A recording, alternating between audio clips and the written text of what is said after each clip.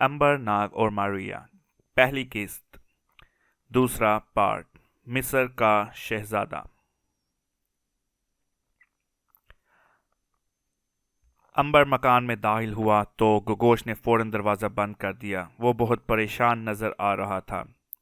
वो परेशान ना होता तो और क्या होता, अंबर ने भी तो कमाल कर दिया था। वो अपनी जान खतरे में डालकर शाही सवारी को देखने बाहर निकल गया था। हालांकि उसे मालूम था कि इस जुर्म की सज़ा मौत है। उसने अंबर से कहा, तुम पागल तो नहीं हो गए थे लड़के? आखिर ये तुम्हें क्या सूझी? अंबर ने सीना तान कर कहा, मैं मलका को देखना चाहता था। गजब खुदा का, तुम्हें मालूम नहीं था कि वो लोग तुम्हें हलाक कर देंगे? मालूम था, मगर मैं भी मुकाबले के लिए तैयार होकर गया था। मगर तुम अकेले शाही फौज का कैसे मुकाबला कर सकते थे? कम अज कम एक दो को तो जरूर मार कर मरता चचा। गोगोश ने माथे पर हाथ रखकर कहा, खुदा का शुक्र है कि तुम बच गए, वरना मैं तुम्हारे बाप को क्या मुंह दिखाता। चचा, शाही फौज में इतनी जुर्रत नहीं कि मुझे मार सके। मैं बहादुर लड़का हूं। गोगोश ने हाथ बांधकर आंखें बंद कर लीं और खुदा का शुक्र अदा किया कि अंबर मौत के मुंह से बचकर वापस आ गया है।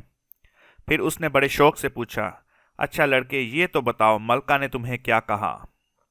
मलका ने मुझसे मेरा नाम पूछा, बाप का नाम पूछा और कहा कि मैं मकान से बाहर क्यों निकल आया हूं। फिर तुमने क्या जवाब दिया? मैंने कहा आपकी सवारी देखने निकल आया था। फिर मलका ने क्या कहा? मैंने कहा अगर मेरे सिपाही तुम्हें कत्ल कर देते तो क्या होता। फिर तुमने क्या कहा? मैंने यही कहा कि मैं बहादुरी से उनका मुकाबला करता। फिर मलका क्या कहने लगी? पहले तो वो गहरी सोच में, फिर बोली कि तुम बड़े बहादुर लड़के हो, जाओ वापस अपने घर चले जाओ। रब अजीम, तेरा लाख लाख शुक्र है कि तूने मलका के दिल में रहम डाल दिया, नहीं तो खुदा जाने आज क्या हो जाता। अच्छा लड़के, अब यहाँ से अपने घर भाग जाओ और खबरदार आइंदा ऐसी जुर्रत फिर कभी ना करना। अंबर ने गुलेल लहराते हुए हंसकर कहा, मैं तो फिर मलका की सवारी देखने घर से निकल आऊंगा। जाता है या नहीं बेवकूफ़ कहीं के, मैं आज ही तेरे बाप से शिकायत करूंगी। खुदा हाफिज चचा। अंबर हंसता हुआ गोगोश के मकान से बाहर निकल गया। वो सीधा अपने लंगोटिए दोस्त कहरमान के यहाँ पहुंचा। कहरमान उम्र में अंबर से 2 साल बड़ा था, यानी 16 बरस का था। वो एक पनीर बनाने वाले का बेटा था। जब अंबर ने उससे ये भयानक वाकया सुनाया तो वो बहुत खुश हुआ और अंबर के खांधे पर हाथ रखकर बोला, ये काम तो तुमने वो किया कि मैं खुद करना चाहता था। तुम्हें मालूम है मेरी सबसे बड़ी ख्वाहिश क्या है? क्या है? ये कि मैं एक रोज़ शाही फौज का कप्तान बन जाऊं। मेरे एक हाथ में तलवार, दूसरे हाथ में लोहे का हंटर हो। मैं घोड़े पर सवार होकर गुलामों के पास जाऊं और उनको जोर जोर से हंटर मारूं।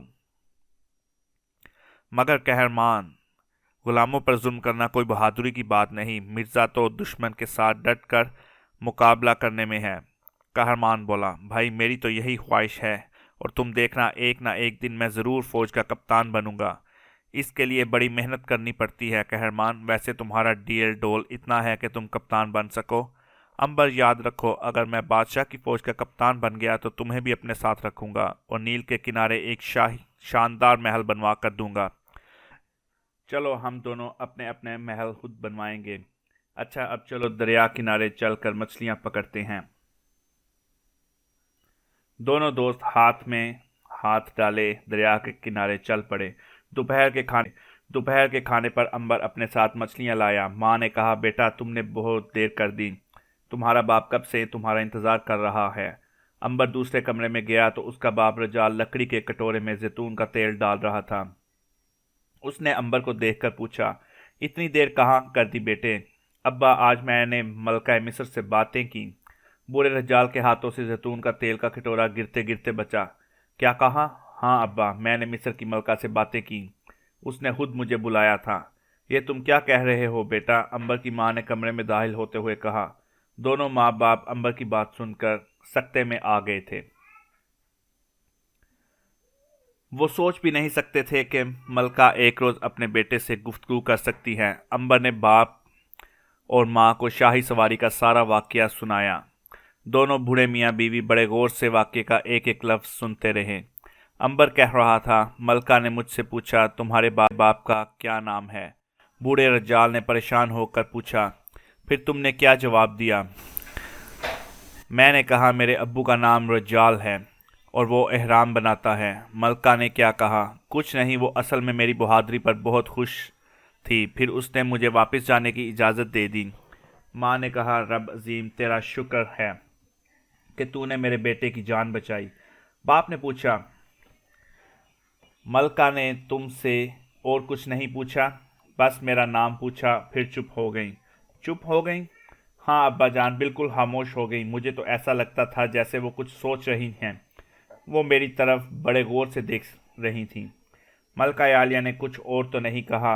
हूँ। बूढ़े रजाल ने इत्मीनान का सांस लिया और अंबर से कहा, अच्छा चलो, अब हाथ मुंह धोकर खाना खा लो। खाने के दौरान में बूढ़ा रजाल यही सोचता रहा कि कहीं मलका आलिया ने अपने बेटे को पहचान तो नहीं लिया। असल में बूढ़ा रजाल नहीं चाहता था कि अभी मलका अपने बेटे को पहचाने।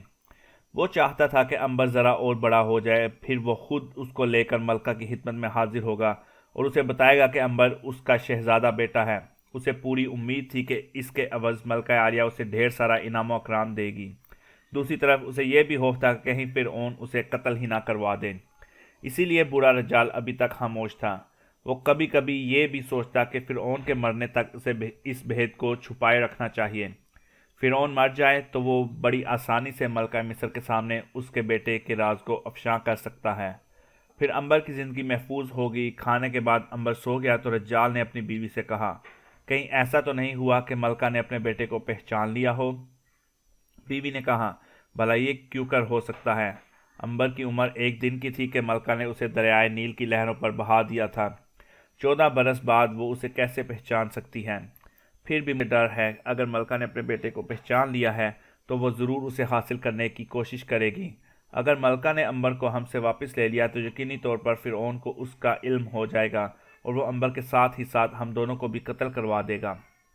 रज्जाल की बीवी सोच में पड़ गई। कहने लगी, रज्जाल, तुम वहम करने लगे हो। मलका इतने बरस गुजर जाने पर अंबर को कभी नहीं पहचान सकती, मगर वो माँ है और माँ का खून जोश मार सकता है।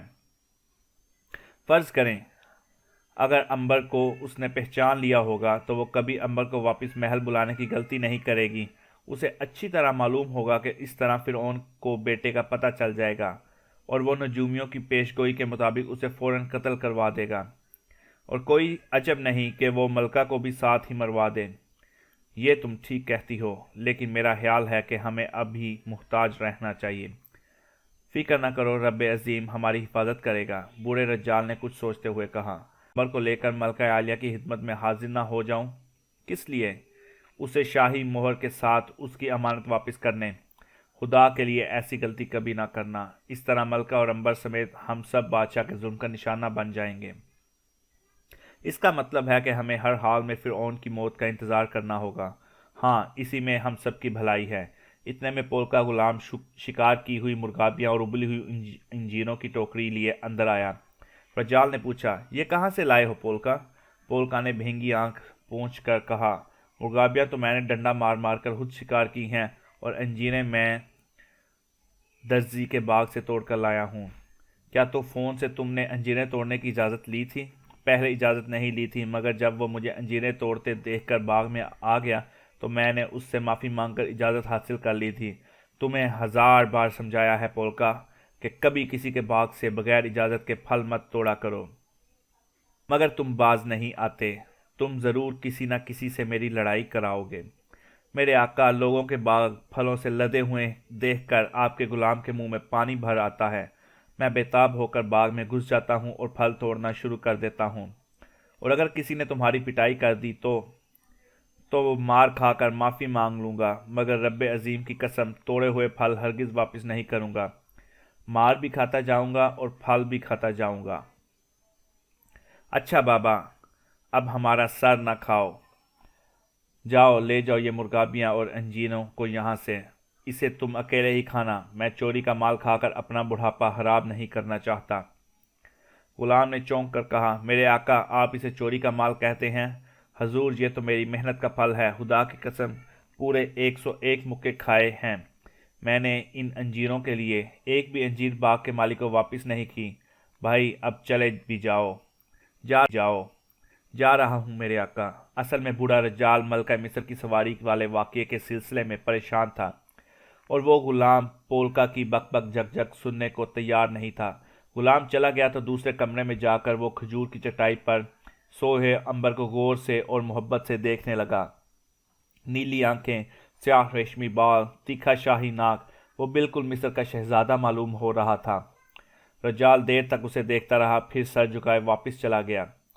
اسے عنبر سے اپنے بیٹے کی طرح پیار تھا، اور وہ اس کی جدائی کبھی گوارا نہیں کر سکتا تھا۔